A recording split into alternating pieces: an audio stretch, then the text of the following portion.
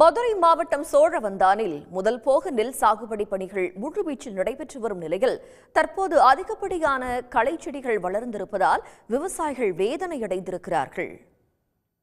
திண்டுக்கல் மாவட்டம் பேரணை முதல் மதுரை மாவட்டம் கள்ளந்திரி வரை சுமார் 45,000 ஏக்கர் பரப்பளவில் இருபோக நெல் சாகுபடி பணிகள் நடைபெறுவது வழக்கம். இந்த ஆண்டு முதல் போக சாகுபடிக்காக கடந்த மாதம் முல்லைப்பெரியாறு பிரதான கால்வாய் மூலம் தண்ணீர் திறக்கப்பட்டது. அதனைத் தொடர்ந்து சோழவந்தான் பகுதிகளான நீரேத்தான், மேட்டு நீரேத்தான், கட்டக்குளம் உள்ளிட்ட பகுதி விவசாயிகள் முதல் போக நெல் சாகுபடி பணிகளை முழுவீச்சில் தொடங்கி மேற்கொண்டு வருகின்றனர்.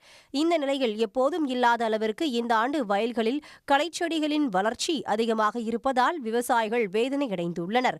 மருந்து அடித்தாலும் களைச்செடியை கட்டுப்படுத்த முடியாத சூழல் உள்ளதாக கூறும் அவர்கள் களை எடுப்பதற்கு போதிய ஆட்களும் கிடைக்கவில்லை என கவலை தெரிவித்துள்ளனர்.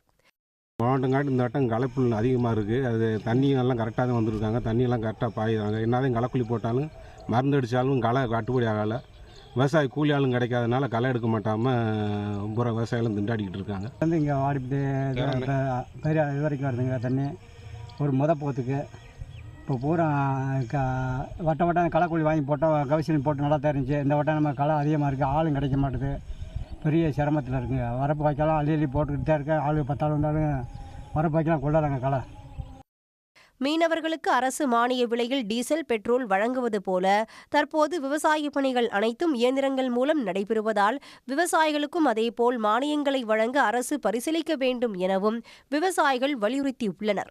உடனுக்குடன் செய்திகளை தெரிந்து கொள்ள சன் நியூஸ் பெல் ஐகானை கிளிக் பண்ணுங்க.